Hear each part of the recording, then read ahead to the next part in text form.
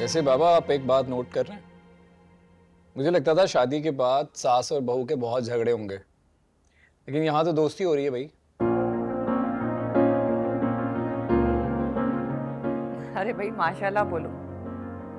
मेरा ख्याल से तो अगर सास अच्छी हो तो सास बहू में दोस्ती बहुत अच्छी होती। बिल्कुल हमारे जैसे। आ जाओ बेटा।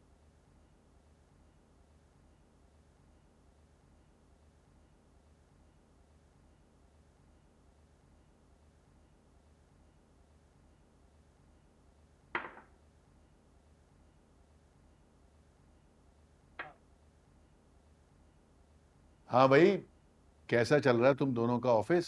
कहीं कंपटीशन तो नहीं शुरू हो गया आपस में? ऑफिस तो बहुत अच्छा चल रहा है और हेल्दी कंपटीशन तो रहता ही है, लेकिन दामिया को बहुत अच्छी ऑफर्स हो रही हैं बहुत बड़ी बड़ी कंपनी से। रियली? वाह भाई, बहुत खूब। जी बाबा, काफी अच्छी कंपनी से ऑफर तो आ रही है। अच्छा, ये तो बहुत अच्छी बात है। फिर क्या सोचा तुमने? अभी फिलहाल कुछ भी ऐसा नहीं सोचा।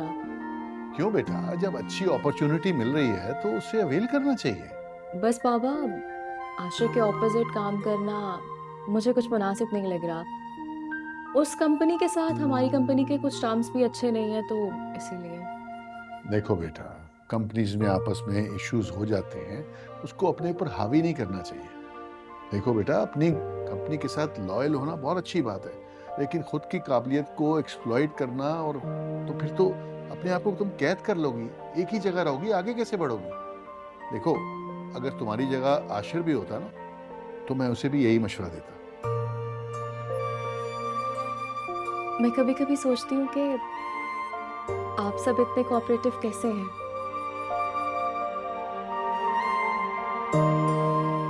वो इसलिए बेटा क्योंकि ज़िंदगी में हमें बहुत सारे तजुर्बात हुए हैं और हम इस नतीजे पे पहुंचे हैं कि रिश्तों में रिस्पेक्ट और स्पेस देना बहुत ज़रूरी है। अरे हमने अपनी बेगम को भी कहा था कि जॉब कर ले, ये घर की जिम्मेदारियां तो चलती ही रहती है सारी जिंदगी।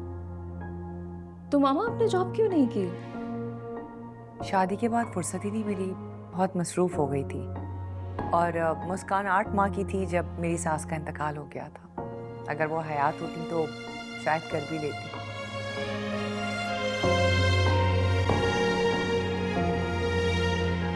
वैसे बाबा आप एक बात नोट कर रहे हैं। मुझे लगता था शादी के बाद सास और बहू के बहुत झगड़े होंगे, लेकिन यहाँ तो दोस्ती हो रही है भाई। अरे भाई माशाल्लाह बोलो।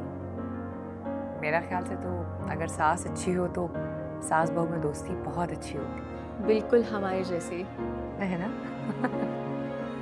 बेटा, अब तो तुमने कोई भी अपॉर्चुनिटी को हाथ से जाने नहीं देना, ठीक है ना? ठीक है बाबा। गुड।